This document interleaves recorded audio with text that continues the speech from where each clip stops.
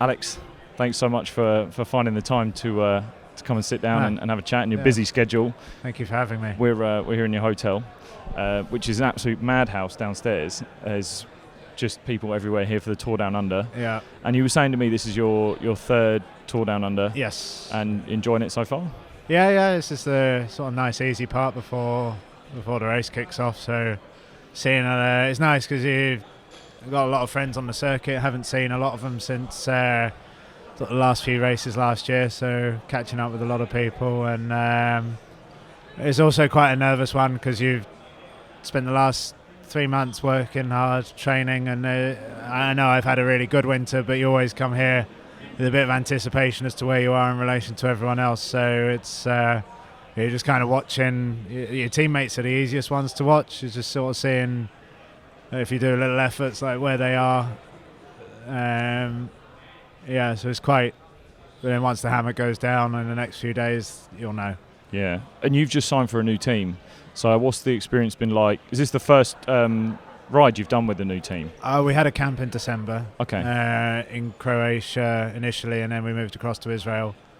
I cut the camp short for myself because my other half was admitted to the bar of New Zealand, so the team let me go back to celebrate that with her. Wow. But yeah, this is first race, so just kind of it was the contract thing. I didn't. I think to say I signed for them, I had an existing contract for this year with my old team, Katusha Alpecin. That then merged with Israel Cycling Academy, and that became Israel Startup Nation, and that's I went across with the contract. So it was sort of a year that I didn't think I'd be swapping teams, but have done. Yeah, and the new teammates or old teammates that you've known before, or I think seven of us came across. And out of a team of 24, 11 had contracts and 7 went with them. The others were either sort of paid out or found other teams when we had the opportunity to leave, if we had the opportunity to leave. And then everyone else is new. Yeah. So. What's it like? I came from a team sport. What's it like what's a team sport? What's the team environment like within an individual sport? Really, like you're on your own essentially on the bike, but you're a whole team. What's the dynamic? Yeah, like? I mean, I'm quite lucky with what I'm a specialist in the time trial. It's like when it's time trial day, there is no team aspect to cycling. It's everyone's got doing their individual race, and that's when I get my opportunity. So I'm more than happy being a workhorse in every single other day of the year. I think for some riders it'll be difficult because they'll be asked every day to work for someone else, and we're all racers, we're all competitive, we're all at this level because we are competitive people and talented bike riders, and they might never get an opportunity to go for themselves, and if they do, we race 90 days, it's all sort of stars have to align, and that one day it all comes together to get the result. If you only got one day opportunity, then the result's probably not going to come. So I can imagine it's tough for people who are more road race specialists, but for me, like I said, I'm quite okay with just being a time trialist. So that is what you're most well known for, is your time trials. Yeah. But then, like you said, you're going to be a workhorse for most of the time. What does that kind of look? I saw a post you put up on Instagram yesterday, and I've known a few cyclists, and I've always been so interested with the peloton, what goes on in there, how you deal with it. And you were saying about in sort of the CBD area of Adelaide here, when it'd been a little bit wet, and you were turning a corner, and it was just a post about if one goes, you're all going. And if someone falls off. What's that like when you're... What's the speed you're going around the corners at? I mean, we averaged 46 km an hour yesterday for the race. I mean, when it was raining, we were really having to slow down for the corners, but you're still on the limit. It was quite nerve-wracking because it's the first time pushing a new tyre brand. Right. You kind of like you tip it in and you sort of work out later what the tyres are going to do. And my back wheel everyone was slipping, but mine was all back wheel that was slipping. He's just controlling that, and I think like the quick step guys struggled quite a lot with grip yesterday. Morkov had a big moment with his foot out. If you're out someone and they wipe out, you're a passenger. Yeah. But you just hope you land on them. So what's your like mindset going into a corner? Is there something you're following, like someone you're following, or no? It's just you can't go in with the mentality that someone might crash because you'll just slow down too much. Yep. You just have to trust everyone, really, and I think that was always what I found the difference between the World Tour and the lower levels was actually a little bit more respect for everyone in the bunch. You just had that a little bit, I wouldn't say more room, but everyone knows what they're doing and everyone's respectful of what's happening behind them, mostly.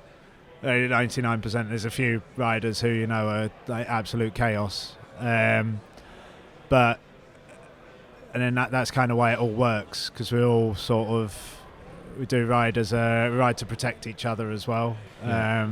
When there's 160k to go, there's no reason to do anything wild in the peloton at all, and everyone kind of, it is about when you're in the middle of a bunch, not doing anything unexpected for the person behind, not switching across like lanes quickly. It's just sort of hands gesturing that you're going to move right or whatever, and if there's a gap opens, like naturally you'll fill it. There's the peloton's quite an organism in itself. Yeah. It just sort of moves, and if you're going to move up, generally you move to the outside, you move up, and you don't want to be on the front, so you sort of move in, let other people overtake you, and then you're too far back, so then you sort of move out again to move up, and it's just that constant rotation. They liken it to a washing machine, but you're constantly moving up and down and up, and they're just following like the flow of the peloton. But it's got quite a bit of etiquette, isn't it? Like there's a fair bit of etiquette within it. I've heard of it, and is that, like you said, there's that mutual respect between riders. Is there like a hierarchy system within it? Yes. I'd say in Belgium, like people tend not to get in the way of Quick-Step because that's their territory. Right. So it changes nation. Nation to nation. So, and when you go to the Grand Tours, it's more like Ineos and Movistar, the sort of higher respected teams. So it's more the type of race, and also who that race has brought to the race. So, like here, for example, Lotto Soudal, even though they're a Belgian team, they've got Caleb Ewan, who's possibly going to win a lot of races. So they will be very well respected in the peloton, but also with that comes a responsibility for them on sprint days to take the lead in controlling the pace and the breakaway. And also Mitchelton being a home race, they always bring a strong team, and they've got the previous winner, Trek, with Richie Port. So it's like those are your three teams that you'd say are top of the tree here. Yeah. But then an interesting one is Cofidis, who last year were Pro Conti. They've come up to World Tour, but they've also signed Viviani, which has put them in sprint days right to the top of the World Tour. Right. So it'll be interesting to see how they're perceived in the bunch as well, because in the last few years they would have been sort of down the bottom end of the hierarchy, I guess. Even though it's a team with a lot of history, it just wasn't the calibre of riders to back up their reputation, I guess. And with us being a relative new team, we got to show that we mean business here as well. And we got Greipel, which is a big, he's won 18 stages of the Tour Down Under. Yeah. So we want to, make a good showing here and show that we belong in the World Tour. So all this stuff that you've learned, this is just through experience you've learned being on the tour and the riders and understanding. Is there much new people kind of coming out of nowhere from riders? Like for example, in some team sports you might get a signing from another team and they can drop in. They might be a part of your position and it can catch you off guard a little bit as a player. Has that ever happened? Does that happen much within cycling, or you generally know the landscape and Yeah, where generally. people are going. There's a few surprises. There is a few. Like Remco Evenepoel last year was. We knew he was going to be good, but I don't think anyone expected him to be that good. Right. But otherwise, everything's fairly. In Neo Pros, the first years get a shock. Some take to it well. Some take a year or two to sort of get back to their level, like level they were as an under 23. Some never do.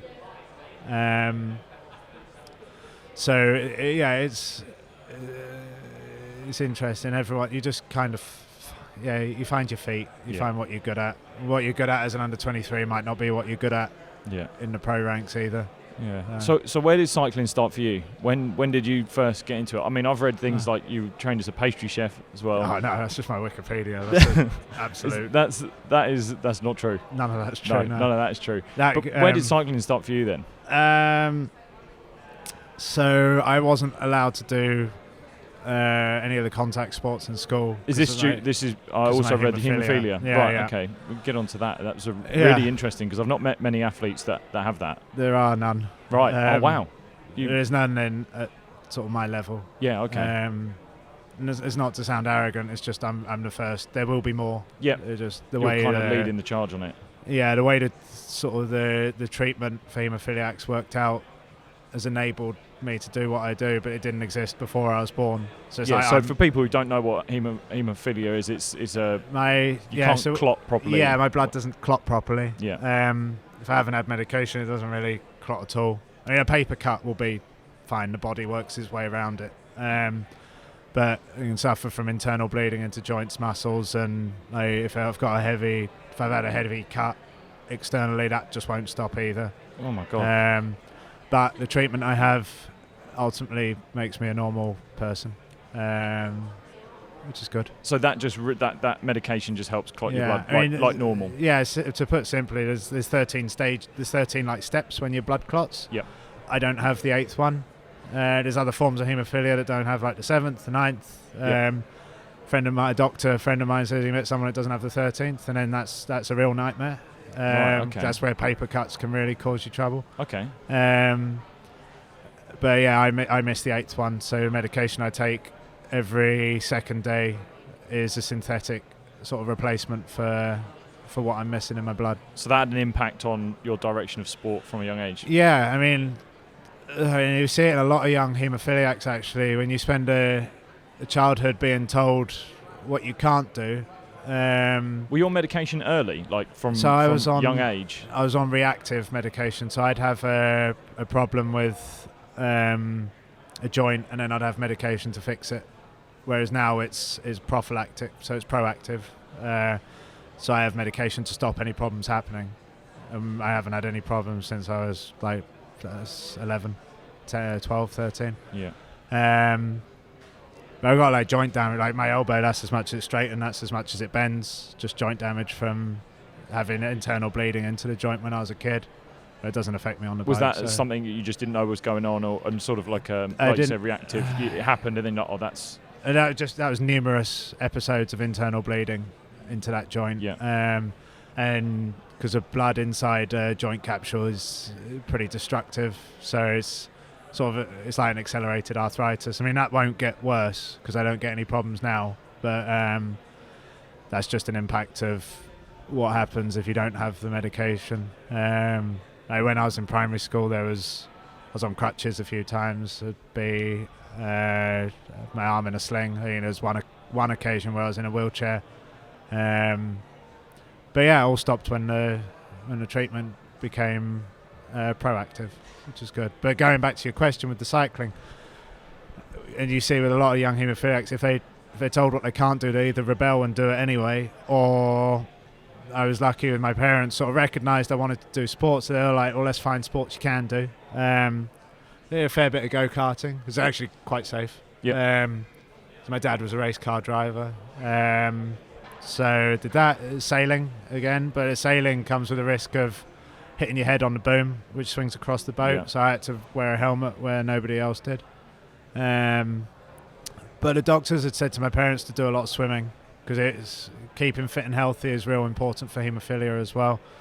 So I was swimming when I was a kid, just sort of kid swimming lessons, but Mum would take me to 4 or 5 different ones around the county just to swim a lot. Then joined a swimming club. I was swimming like 5 or 6 times a week, early morning. And then started mountain biking with my dad.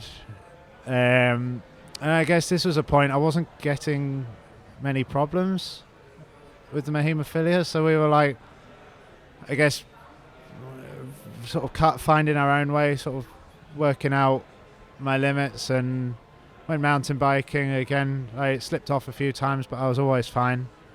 And then one of the guys that Dad went mountain biking with, he did road cycling, took me to a time trial. Did 10 miles in 28 minutes and 1 second, which is quite reasonable for a first time apparently. And it just went from there. And then realised I was good at it when I got second in the sort of under 17 national championships as a 14-year-old. So you took on time trialling pretty quickly, just going through those stages. Were you never like terrified of, because you're going so fast, and with your condition, are you never thinking, right, I'm going to really do some damage if I fall, if I hit this corner slightly wrong, or you just literally threw everything at it? No, because I think haemophilia, like what you're born, the lucky thing is being born with something is you don't know any different. So whereas if I, like, I mean, it's impossible with haemophilia, but if I was to develop haemophilia and someone say, well, what you could have done then, now you can't do, you're like, and that's a real loss. It's like someone saying you can't eat chocolate anymore for the rest of your life. Well, shit, I know how good chocolate is. Yeah. So, whereas I guess on mine, we started out real cautious, and then we were just getting more and more adventurous. With a respect, like, I was never going to do rugby or boxing, or football either. But we were sort of finding our own feet. And when I say we, that's like me and my parents working out what I could do. Normally my sister would get dragged into whatever I was doing as well. I mean, I never considered. I think when because my haemophilia related problems stopped, I felt fairly invincible. It was like I had this this treatment was like a protective jacket, I guess, that was that was protecting me. I mean, I'd say the first real time I got scared, it wasn't until 2010. I was racing in Holland and took a feed bag awkwardly. The guy swung it, whereas they should just hold it. He swung it out. We were doing about 35 mile an hour. It dropped into the front wheel and I just went straight over the bars, broke my shoulder blade. And we were told when I was young, a bone break, I'd be in hospital for a month to control the bleeding. I was out of hospital in 3 or 4 to 3 days. And like, my treatment was raised, but they were like, I think by this point things had moved on, and they'd said, look, you just don't do anything that hurts. The legs were fine, so I continued riding my bike, like, indoors, and then went outdoors after like 12 days. And I won the European Championships sort of 7 weeks later. Wow. And the contrast from that, compared to what we were told as kids, which was right for haemophilia at the time, but it wasn't right for haemophilia in 2010 or now. I was like, well, bone breaks aren't an issue either, so I'm good. I'm normal. And that's, I think, what... it's funny, because I've done a lot of talks for haemophilia. The doctors have to play it safe. They have to tell parents how cautious you have to be as a parent with your boy. And it's going to be a while before a boxing ring is a suitable place for a haemophiliac, but the doors are opening for football now. Right, There's quite a few playing football. So you've really trailblazed that condition for people within sport. Yeah. And I imagine as technology, medications are sort of really getting tinkered with and improved, then it's the possibilities are starting to open up. The biggest hurdle now is not the medication, is actually just, because it's intravenous injection, is actually injecting a toddler. Like, for a parent is a nightmare. So and if that's your biggest hurdle, then it's quite good, really. But then it sounds a lot of like what you've gone through wasn't even the physical aspect of it. It's like you've had the medication, but then you've still got to be willing to push the boundary. You've still got to be willing, and as you said, you've etched it up just a little bit. You've pushed, and then you've seen where you were. You've pushed, seen where you were. It's my parents as well. I mean, I'd say it's more them allowing me to push. I mean, I think they could see I was fairly fearless, but it was my parents that allowed me to get in a sailing boat, allowed me to start racing a bike. I mean, they could have easily said, no, this isn't. And actually, with all the looking back, they were like, possibly should have said no with the information we had at the time and the advice we were given when I was young. But I think common sense prevailed, and I sort of saw that I wasn't having any problems, and I actually saw it was a restricted life I would lead as a result. So they were they went to a lot of parent groups with other mums of haemophiliacs, and they said it was a toxic environment. I mean, some of them are great, but the ones they went to were toxic because they said everyone was just sharing horror stories. It's like who could give the worst possible story? Just scaring everyone. They'd walk into this house and there'd be a wheelchair and crutches sat at the side, and it was just like we had so little of that it wasn't a representation. And so actually, when I do talks about haemophilia now, the strongest, I can win all the races in the world, and that's great. But the strongest message I've ever given anyone was when a lady said to a mum of a haemophiliac, said to me, "What does your team do when you crash?" Because it's not if, it's when. It happens. And I said, yeah, Movistar asked me this, and I said, well, if I can get up and carry on, I will. And if I can't, then probably need to go to hospital. Yeah. And the team just went, all right, that's so like anyone else on the team. I said, yeah, I mean, hospital will panic a little bit more when I arrive, but yeah, I said, as long as my medication's with me, then we're good.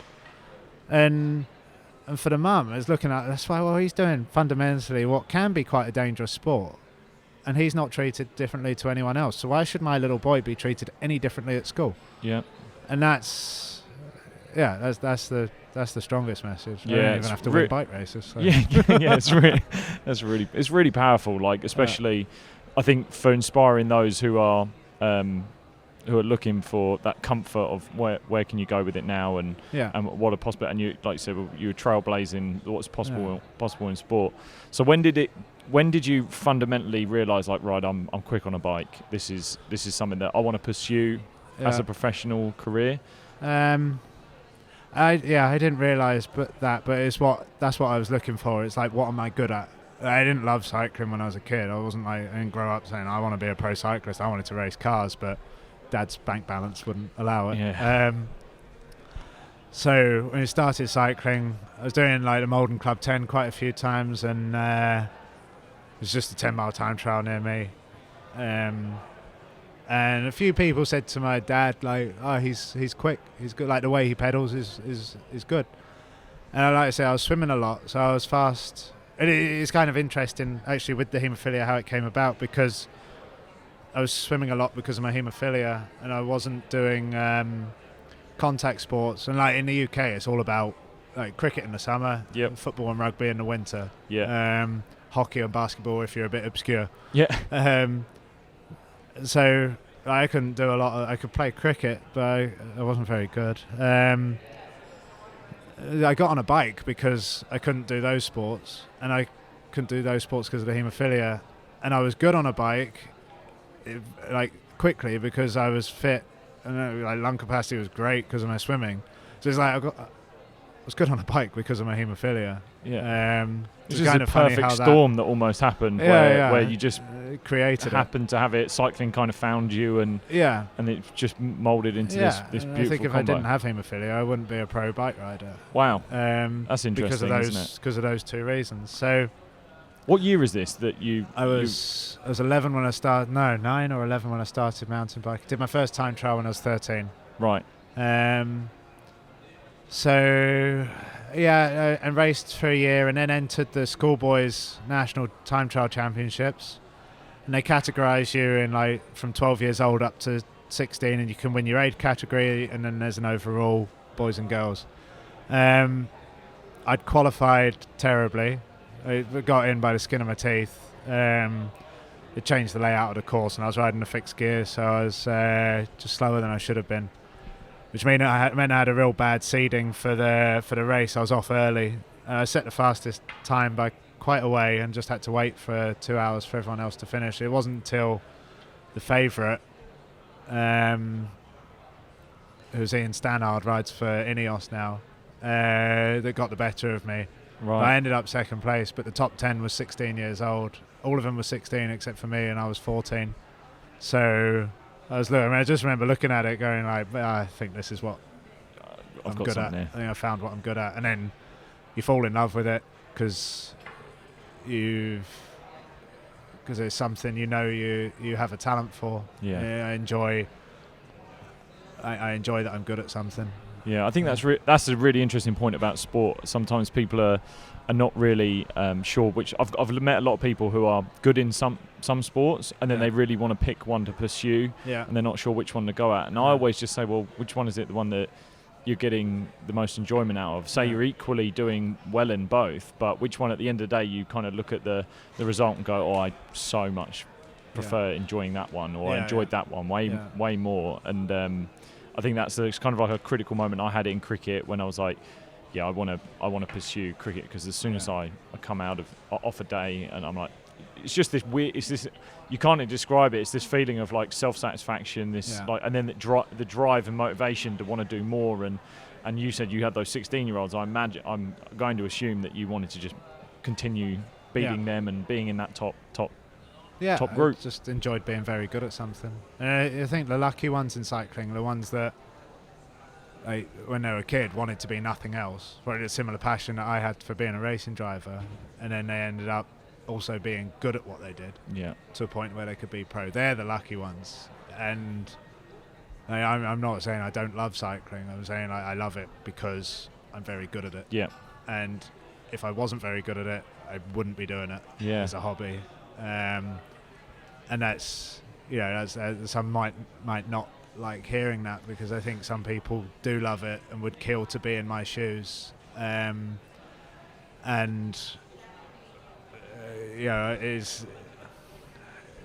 guess some would say it is unfair, but I do love what I do, but I love it for a slightly different reason. And I'd imagine that's quite similar across a large portion of the pro peloton. Yeah. I'd actually say the minority of the guys that this is what they wanted to do right from when they knew what cycling was, and they're here now. I'd say that's the minority. Yeah. So you're now, let's say 14, 15, 16, and you're racing. Are you're competing nationally at this point? Yeah, and then 16 started internationally with I was picked up quite quick by the GB squad, and then I was on that GB squad conveyor belt. This is pre-Beijing. Oh, yeah. So, because Beijing really was a tipping point for cycling, wasn't it? That was a big explosion. It was to everyone else for the publicity of it. Probably not so much within the cycling community, but no, we knew it was happening quite a way before. They'd focused on the grassroots. I was picked up from school for cycling. Funny enough, I was meant to go to a velodrome to do testing to see if I'd get onto the under 16 Great Britain team, but they couldn't work out if their insurance would cover me as a haemophiliac. Once they got that ironed out, they came to the school to test me, and I don't know about anyone else that wanted to give it a go, and they picked up one of my mates as well, who was a phenomenal mountain biker, who ended up going to Europeans and all sorts for mountain biking. And picked me up as well, and then that's when I was on the conveyor belt, made it onto the under 18 Great Britain team, did world championship, medalled at world championships, European championships as well. Was on the under 23 team, living in Italy and Manchester, racing on the track and out on the road, and then went to America for a year and then went pro. Yeah. So 2011 I signed for Team Sky. Right. 2010 so about I was 22 in America. When you did that. Yeah. 2010 I raced for Trek Livestrong in America. And then had a string of successes there, and that launched me into Team Sky. And now you've just completely focused on time trial. And competing I in kind that of always did. It had to take a back seat for a little while because Italy was very much climbing and road race focused. So I didn't get so many opportunities, and I wouldn't say I stalled there, but I had no results for about 2 years because the under-23 scene in Italy was absurdly hard for a non-climber. And I think we were possibly racing against a bit of foul play over there as well that wasn't governed or tested properly. Yeah. I'm a very good climber compared to a lot of the guys that had dropped me for, they just don't exist anymore in cycling. Yeah. But we developed as a rider, and then when I moved to America to race, I was like, I'm still good at this sport. Yeah. So yeah. So what was it like being in the cycling world when there was a lot of, I mean, I guess it's always coming with it, the word of doping coming within the world of cycling. It I does. imagine you just Quite can't get away unfounded. from it. No, you can't. It's the history. Unfortunately, it's the history of it. It's sort of cycling comes hand in hand. It's what cycling's known for in the past. I mean, Armstrong did us. Well, that whole you highlight Armstrong because he's the most famous name, but that whole era. Yeah. I mean, it's not. There's no. They when they took his Tour de France titles, they didn't give them to anyone else because there was no one else to give them to. Yeah. I mean, the guy that you'd say should finish first now is probably a guy that just simply wasn't tested. Yeah. Right. Okay. So you just think in the moment when all of that was going on, the protocols were just. I missed it. Luckily. Really? I missed all of that. Cycling cleaned up when GB's absolute zero tolerance policy. Yeah. We're like full education. I was on the whereabouts system when I was first straight out of juniors. So when I turned first year under 23, I was like 18 years old. I was having to tell UK anti-doping where I was for an hour of every day, where I slept at night 365 days a year so they could come test. Yeah. So for people that have never been in the world of cycling, what is it, like, if you can go into it, like what is that doping schedule look like for you to make sure that so I have an app on my phone, right, or there's a website with my whole calendar, and I have to give where I sleep at night, where I train, which that one as a cyclist is quite loose because that sort of category applies for like yourself. If you're training, you're at a cricket ground for 4 hours or something, so they can turn up there. Mine, I go out onto the road in the hills. I'm hundreds of kilometres away. Yeah, right, exactly. You don't know where I'm going to be. So it's fundamental. Where I sleep at night and where I am for an hour of every day, they can turn up whenever they like, and they do. They'll turn up at 10 o'clock in the evening. I was in New Zealand in a house way up a hill in the middle of nowhere, and a knock on the door at 10 o'clock at night, which is a shock, I'll tell you. Yeah. But it's a shock, but it's also not a shock. It's like you get a knock on the door, you're like, who on earth is here? And you're like, oh yeah, drugs test. But your hour time slot, and I always put it 7 o'clock in the morning because I'm always in bed, and there's no risk of, like, if I was to put it at 3 o'clock in the afternoon, like you say now, we're doing an interview at 3. Yeah. If I've said 3 o'clock, I'm going to be in room like 9:06. And then suddenly you message me like, oh, I'm in the hotel, do you want to do this interview now? I'm like, yeah, sure. I won't be there. That's then my fault if they turn up. I get a strike. If I get 3 strikes, may as well have been up to no good. It's the same. Wow. That is intense, isn't it? That is, and that sounds, it can sound controlling. Yeah. But also, if you are smart of which time slots you give them, and then you can ease off, because it does sound so controlling that someone can just turn up at your door at any time and bang, we're doing a drugs test, and you think, oh my god, but that's the elite sport it is, and that's where it is, and that's just part of it. Yeah, there's a funny thing the other day, or about a couple of months ago, where Serena Williams was kicking off about invasion of privacy. I was like, if you want to be an elite athlete, best in the world, this is part of it. Yeah, this is what it is now. Yeah. And cycling, we've as British cyclists, I don't know about other nations, as British cyclists, I've been on that for the last 12 years. Yeah. And they come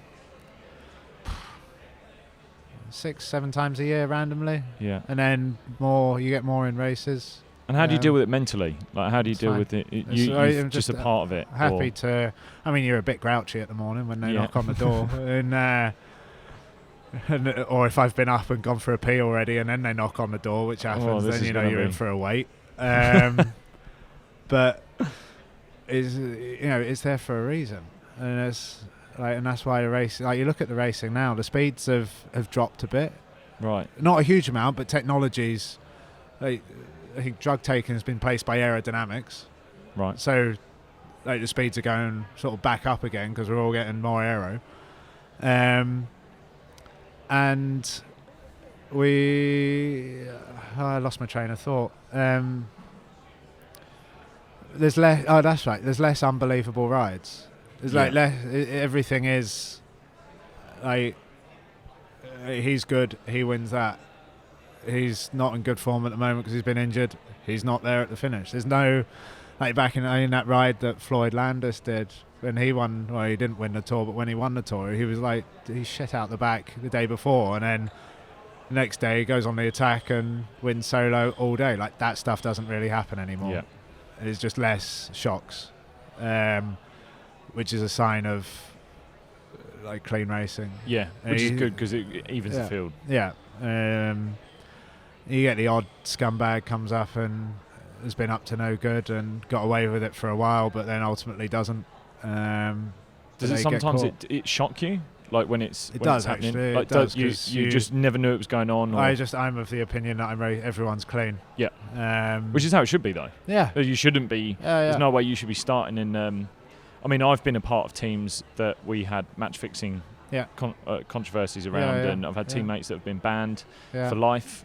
And you do look at it and you go, there was no way I walked out onto the field or went out there and thought something's not right today. You go out there with everyone with the best intentions and everyone, and then when it does happen, you're like, wow, that is shocking. Really is shocking, and it does annoy you. It really does annoy you because I think people forget like how much hard work everyone else has put in to get where they are, and it's just ripped away from you. That is just, that's infuriating. Yeah, that is infuriating. And I've been lucky. I've never had a medal through the post or anything like that. I've the only one, like probably London 2012 Olympics, I would have struggled to make the team, but when they allowed past offenders back into the Olympics, because the rule was if you'd ever had a doping offence, you were out of the Olympics for life, which I think should stand. If it's black and white, you've cheated for gains, then I think it should be a lifetime ban. We're very privileged to be racing, earning good money, doing what we love. If you go and abuse that privilege, you shouldn't ever be allowed back in again. Yeah. But they, now it's like a 2 or 4 year ban, and they're back, and it's like, come on. Are they rehabilitated? Are they like? No, I don't know. It's just there's the whole world out there to get a job. Like, if you've mucked up this one, go find another job. Yeah. And then there's some cases which are like, I guess, mistakes. Yep. Contaminated, whatever. Out of your control a little bit. You hope it's been out of their control. Yes and no. I'm sure with me saying that, there'll be someone going, well, there's this situation where this person was like under the guidance of a team and it was the team's fault, and it's like, but I think if it's black and white, cheating for personal gain, then it should be like sling your hook for good. Yeah, which is totally fair. Yeah. I want to talk about a couple of performances you've done with your Commonwealth Games, your gold medal. So when you're time trialing and you're at the starting line, how much of what you're doing goes down to, because it's such a physical sport, is literally push the pedals harder, faster, get a quicker time. It can be very clean in that sense of it just being, if you're not the fastest athlete there, you're just not going to win. But then how much of it sways between sort of like your body and mind, and how much of it is on your mindset on the day?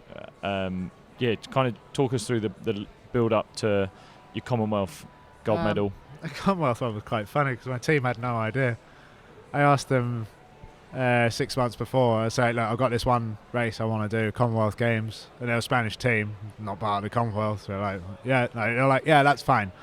And then they put me in a small race in Belgium that clashed like 3 weeks before. I was like, no, guys, remember I asked you if I could do this other race? And they were like, oh yeah, no, you can. And then when I won it afterwards, they were like, Alex, there's a lot of press around this. This seems to be quite a big deal. What is it you've won? They didn't know. No. They didn't know No. in the world of cycling. They didn't know. Yeah. Whereas this is the Commonwealth. They don't know what Commonwealth Games are big for us, Yeah. but they're not outside of the Commonwealth. That's interesting, isn't it? It was quite funny. But no, I mean, that one was... I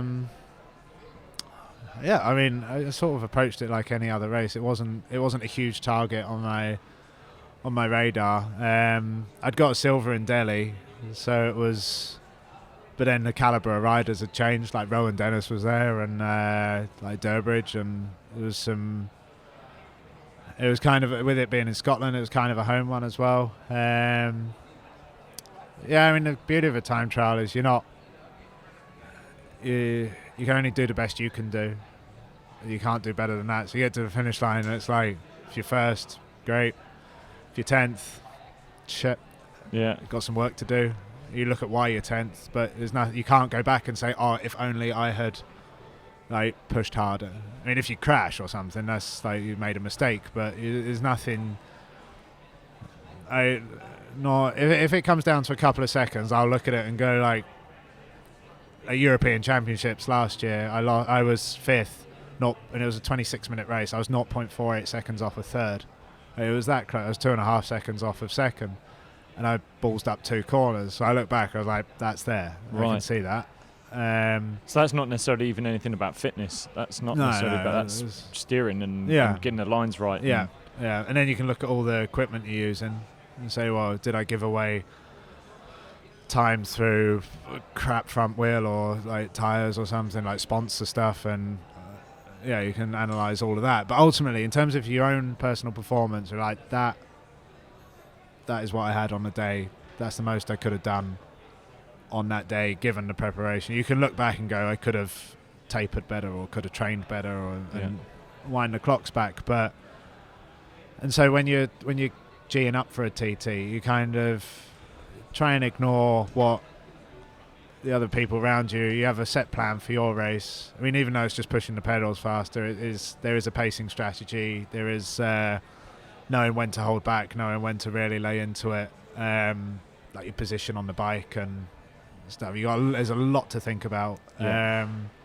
It's similar to a Formula One driver. It's like, oh, you're just doing laps, aren't you? And there's a lot going on.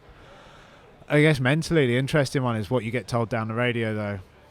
Right. Okay. So you're mic'd up. Yeah. When you've got a team car behind, he's getting intermediate checks, or I often say to him, like, just tell me to, like, I can get quite tensed up, like, just relax. They can see that. They can see. No, they I just tell them you're what telling to them. tell me. Right. Okay. And if I get real tense and start breathing quickly, I know it's all going to go to shit. So I'd ask them to just tell me to relax, focus on this, that, and the other, your breathing and whatnot, and also to give them, or they might, depending on if I'm racing for GB or the team, like GB would have devised a pacing strategy.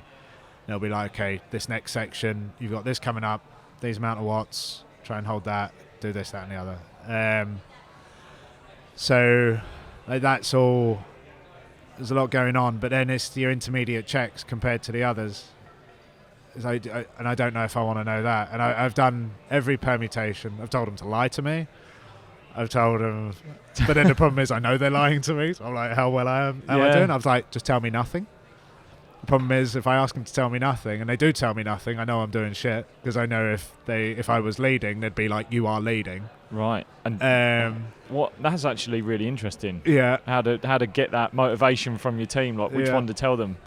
So then now I just say, like, just tell me, because I'm going to be thinking about the fact that you're there and you know, and I'm here and I don't know, and I can't talk back. Does that give you an element of control, though? Does that give you a bit more of an element of, like, at least I know where I'm at with it. Yeah. At least I can control it now. Yeah. So if I know I'm going slower, maybe there's something I can change. if I'm leading, then Yeah. I can continue doing things well. But generally, there is nothing I can change because I've stuck to the plan. Right. And I will know because we've got all our numbers in front of me. How much power you're doing, the speed you're doing, your heart rate, your cadence, everything I have in front of me. So I know if it's a good or bad day. I had time checks in Commonwealth Games. I was leading, and then I wasn't leading, and then I kind of got it all back on the last few corners because I didn't brake. So it was a bit of a shock at the end. You didn't brake? No, it just took a good line, and I looked at some of the others, and they really ballsed it up in comparison. So I just carried a lot of speed. As Europeans was the interesting one because this young sensation Remco was there. It was the first time I'd raced against him, and he'd gone off before, so I knew I was going to get an intermediate time check to him, and I'd absolutely flown out. I was like, I am flying here. And I could see the numbers, they were big. I was like, shit, like this is good. And I got to the time check, and they're like, you're 14 seconds down. I was just like, how? I on that ride, I'd put myself like a top 5 in the world for that kind of ride on that course with the numbers I was putting out. I was just like, how am I so far down? And then that's where you have to. That's where your head really comes in because he's like, oh, I'm not going to win, so just. And this really hurts, so you just shut it down and just ride at 80% in because you're on a bad day. But I was like, but I'm not. I could see the numbers. Like, I'm not on a bad day. Like, that's just absurd. What's happening in front? And I was like, but his headwind coming back, so it was real hard coming back. I was like, maybe the kid's gonna explode. He's young, he's enthusiastic. He's just gone out way too hard. He didn't. He held the gap, held that gap all the way in. But yeah, I ended up a gnat's hair off of third and second place, so it was still a good ride. But so that's, yeah, I think for me the real interesting thing is the information I get told compared to everyone else, because ultimately there's nothing I can do about it. But if you get told that you're on a good ride and you're leading, you go harder. I don't know how it is, I don't know what you find. It's just this mental thing. You're like, right, I'm doing something quite special today, and you just seem to be able to just turn it up that tiny bit, and go. And then that was the same as Worlds. Interestingly, at World Championships, I got told again I was 15 seconds down on Remco, but at this point I knew how good he was, so I knew that 15 seconds down could still put me on the podium. And I don't really remember much of the rest of the ride because I just knew I was in a real good place, fighting hard, passing people as well that started in front of me, and I came to the finish and I still had gnat's hair off the podium, but it was it's mad how close it gets, isn't it? That's insane. Yeah. When you were you getting all that similar sort of info during your hour record? And our record is different. Our record is very different. A very different event. Because our record,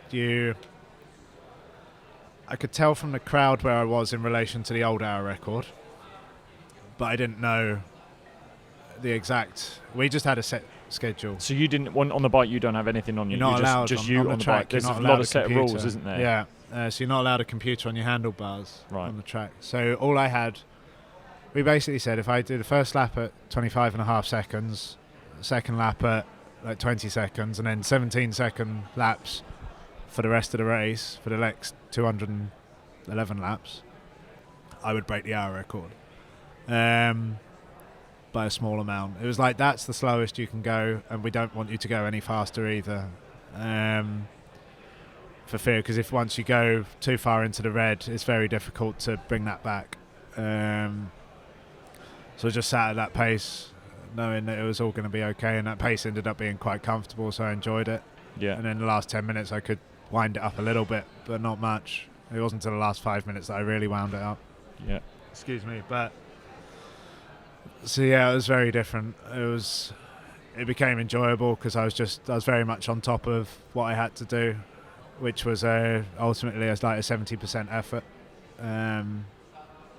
So yeah, that was job done. It was just like an execution of a plan. Right.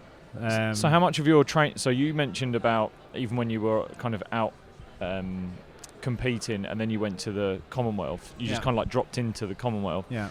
How much of your training schedule, whether you're doing it this year, the years previously, have you set your sights on one certain thing, and then do you kind of structure your training program towards it? Because dropping out of just competition, I'm just going to go ride the Commonwealth Games and I'll be back, and then I'll come and compete. How does your training schedule work with that? Is there structure, periodization of it, or like do you just kind of continuously stay at a level, try to get a little bit better? There hasn't been, interestingly, and it's something that I'm sort of looking at a bit. As I feel like I've had in the last 3 years, one natural peak, and that was for a race in China that nobody. I mean, it's important, but it's not important compared to like the Tour de France or anything. I didn't really want to go, but I had to go, and I got there, and I was setting personal bests for just about everything because I'd spent the last 2 weeks just sort of staying reasonably, like riding easy, and I'd just come into this huge taper and really come up without planning it. Commonwealth Games was a case of dropping in. You back off a bit before, but not much. We race so much and so regularly, you just kind of have to stay fit throughout. Don't really, and then, but I think this year, last year was quite an interesting one because the Tour de France was the main goal, and cycling being a very traditional, sometimes stuck in its ways sport. The team had a few injuries early on. I broke a thumb and got a concussion, so I had about 3 months of, not at the same time either, so about 3 months of like a couple of days racing, and the team were like, that's not enough racing to do the Tour de France. Like historically, like you should have, I don't know, 40 race days and you've got 20, so we're going to put you in a shitload of races just before the Tour de France, so you've got the right amount of race days. And I just started the Tour tired. I was worse as a result of it. And Interesting. I could kill the team for that, but that was because recovery is such a big part of cycling. Yeah, isn't I don't it? think we recover. I don't think we're overtrained. I think we're under-rested all the time. You're under-rested. Yeah. I've listened to a lot of the work of Nick Littlehales. Yeah. And did you work with Nick? Because when Team Sky before you came in. No. And just the stories of hearing about riders coming off the tour and literally like dropping everything and almost getting as quickly as they could back to the hotel so they could just rest. Yeah. Massage, rest, done, recover, so you're ready to go. And every second counting. Yeah. Well, there's that, but it's not so much that. It's actually instead of backing off a week before a big event, backing off 3 weeks before. Right. A week is all I've ever done. It's all I've ever known because that's cycling. But why is it a week? Has anyone looked into doing 2 weeks or 3 weeks? Has anyone got the confidence to do that? Because everyone watches what everyone else does, and you got all these like ex-pro riders who are like, no, you got to do 5 or 6 hours still, and then back it off like up until like a week before. And I was like, hang about. I've gone to a race that I don't like give a crap about and done some of the best performances I've ever seen because I've basically had 3 weeks of riding to the cafe and back and just cruising. Yeah. So like, can we not look at that? But it's whether, and some teams are doing it, some teams are realising. So that can't be is that driven by you as riders, or is that really driven by the team? It's really driven by the team. Like this is your race program. You've got to follow it. That. And I was said, they're like, if you don't do this amount of race days, you don't do the tour because we don't think you'll be ready. And I was like, if I do these amount of race days, I'm going to be tired for the tour. Yeah. So I won't be ready either way.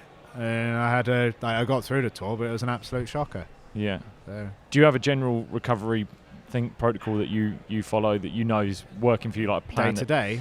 Yeah, something that you know works for you, whether it's sorting your body out, your mind out, because I know every athlete's different, and even sitting one structured plan onto sort of copy and pasting it for everyone really doesn't get the best result. No, because I mean there are some riders who want to keep going, keep riding, as they feel like if they stop they grind to a halt. Yeah. But again, I don't know if that's mental or physical.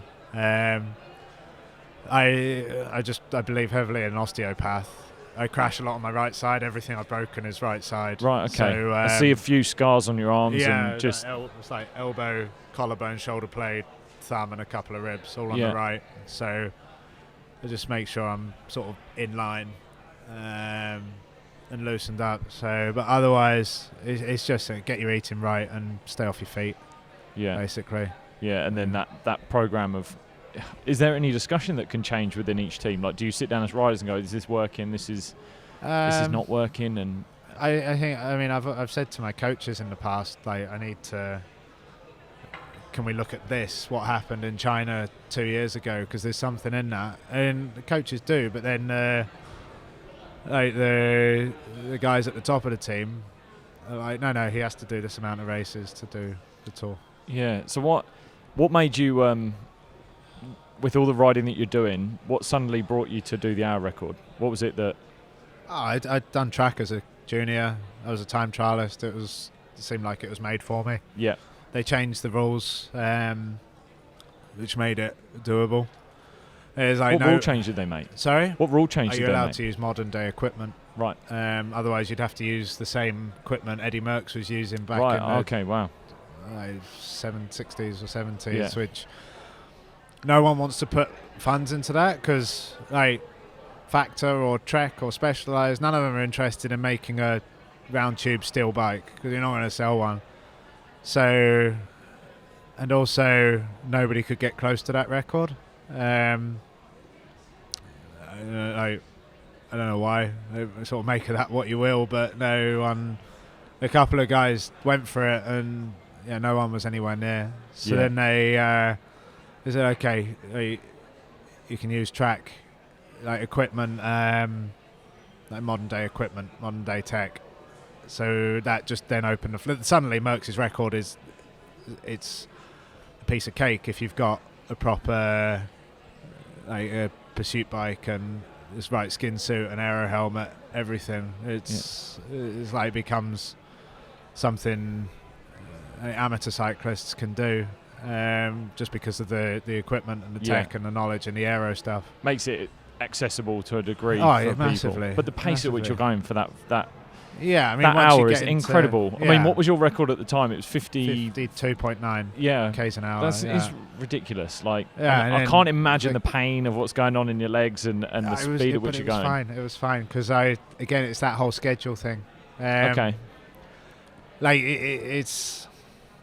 What's the best way of describing it? If you're going for a run and you're told to run 5-minute miles and then like someone and go no faster than that but go no slower either, and you're doing that in trainers, and then someone gives you a set of those like springy running things with the new says, right, run at no faster than a 5-minute mile but no slower as well, and you've got that, it's like, oh, well, that's a lot easier. Right. So mine was 17-second laps, and then we did that. Everything we did in training was in the cold velodrome. Like you heat a velodrome up, conditions get a lot faster.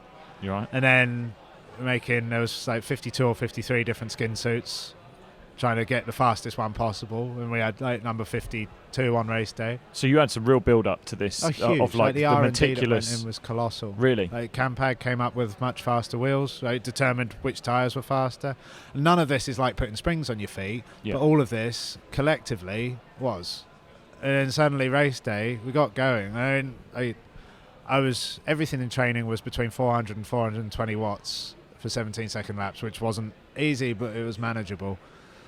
It was like knew race day was going to be easier, but didn't really know how much by.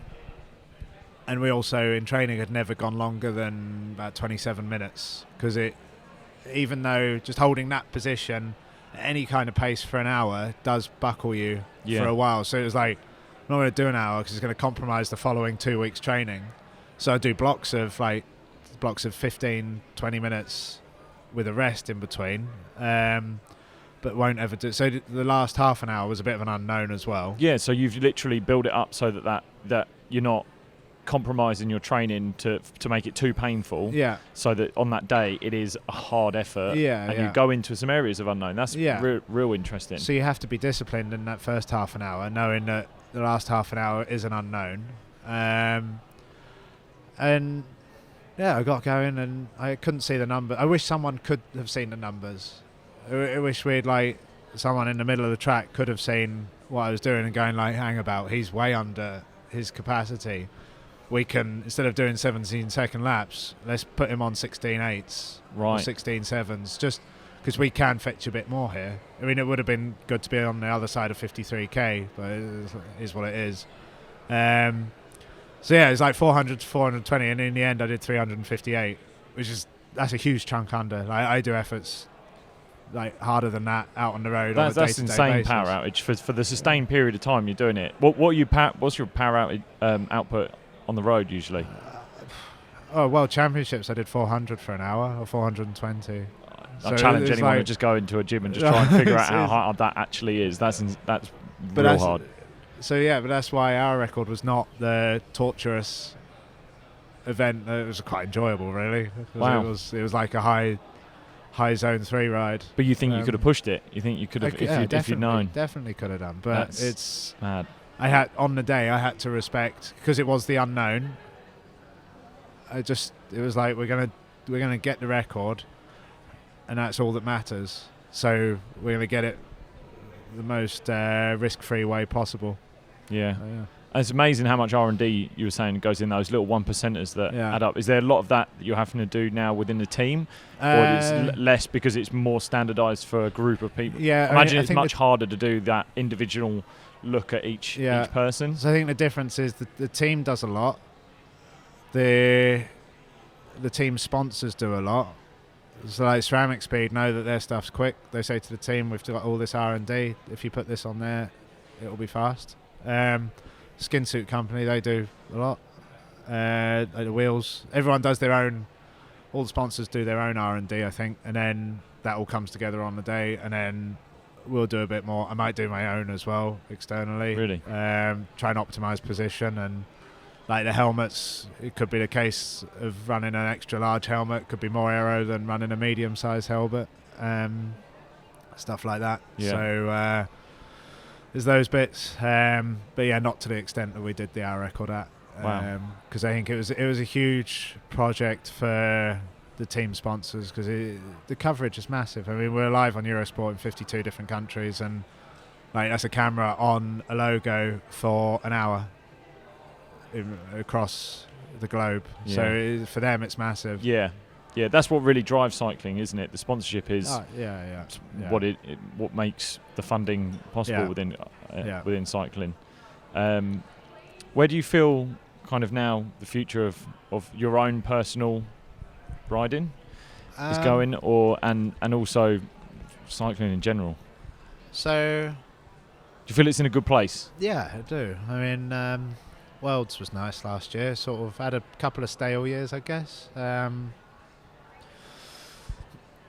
I won a stage at the Giro when I was at my first attempt at it, and that sort of, I'd say for a couple of years I thought I was God's gift as a result of that, and I kind of went off the ball a little bit. Are you going to look to ride in the Tour? Not this year. You rode it last year. Yeah. It was a horrendous experience, but I'm glad I did it. Why was it such a horrendous experience? Just with the racing I was saying about before, just how I went into it tired. Yeah. And it just got progressively worse comparatively to everyone else. Okay. That can't be a great race to be going into feeling tired. No. The first few days were all right, and then it was just a fight for the rest of it. Is it? What is it like, that tour? It's just like every day something gets thrown at you. Really? It's faster than every other race. It's more stressful than any other race. Everyone there is good. Yeah. Like, every team has bought their cream of the crop. Like the Giro and the Vuelta, don't get me wrong, they're hard, but like those are the races that you'll take some newbies to experience a Grand Tour, but not the Tour. It's just another animal. Yeah, and the time cuts are hard, like for the non-climbers. But the non-climbers can climb. It's just the pace, actually, as well. It's just, and we had 2 days that should have been easy, like flat days, like low stress, breakaway goes, bunch sprint at the end, and then France threw a heat wave at us. Oh. So you had that to deal with. It's just like I say, it's just every day there's something. Yeah, but getting to the finish and riding around the Champs-Élysées is also something else as well. Yeah. The finish of any other Grand Tour doesn't hold a candle to it. It's pretty phenomenal, actually. Yeah. So what does 2020 hold for you? Olympics. Being British, just getting selected is a huge ask, because GB cycling don't take anyone just to ride round. If you're going there because you can medal. Yeah. But after Worlds, I think they've realised I am ballpark, so there's a lot of work going in now for that, which is why I've opted out of the tour. Which I think was a relief to the team, because they said there's about 17 guys that want to do it. Right. They just selection for the tour's fierce. I mean, Olympics is exciting because I thought maybe that was a ship that would sail in my career. There's things I've wanted to do in my career. Finish the tour, Paris-Roubaix. I won a Grand Tour stage. Winning the Tour de France stage would be nice. I mean, that's like up there. I'm not saying it's outside the realms of possibility, but that is something else. The Commonwealth Games, I've done a lot I can be proud of, but Olympics is something pretty special. Yeah. I mean, just competing is one thing, but with the possibility of going there, knowing I do have the capabilities to medal, a huge ask, but it is possible. Yeah. I thought that ship was sailing, but it's back on the table now, and I'm literally doing everything I can. I've never worked harder. That is incredibly I exciting. thought I'd worked hard, but now it's like it's a 24/7 mindset. It's like, is this going to help the Olympics? No, then why are you doing it? Yeah. I haven't. It's interesting actually, because I haven't, since New Year's, haven't touched chocolate or alcohol, and that's never been through. It's never felt like it's from a place of sacrifice. It's actually something I've wanted to do. Yeah. But this year it does. Yeah. Because you're going straight for that. And GB have got kind of like a hold on even your time here. But Israel are very supportive of that goal as well, which is great. Israel Startup Nation. I need to stop calling them just Israel. Yeah. It's not the country of Israel that are right behind you. No, they're super supportive. I sort of said, I think when it comes, there's 30 of us on the team.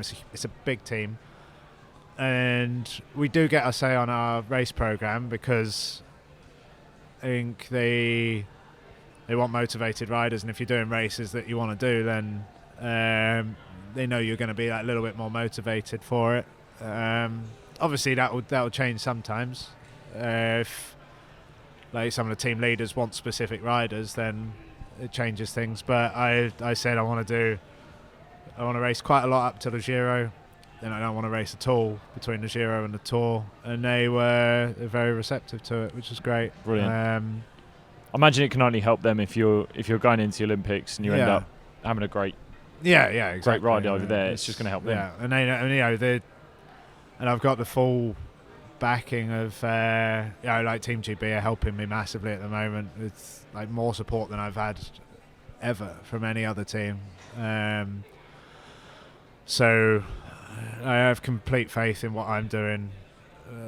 Sort of 24, like work from S&C coaches, from nutritionists, my actual coaches. There's a lot of people involved in my work now, whereas before it was one person. Yeah. So it's quite something. I guess if you're going in, I guess the last thing I kind of want to ask you going into the Olympics, is there something that you've learned over the years you've been cycling that you feel is a standout thing that's going to hold you in good stead for Tokyo?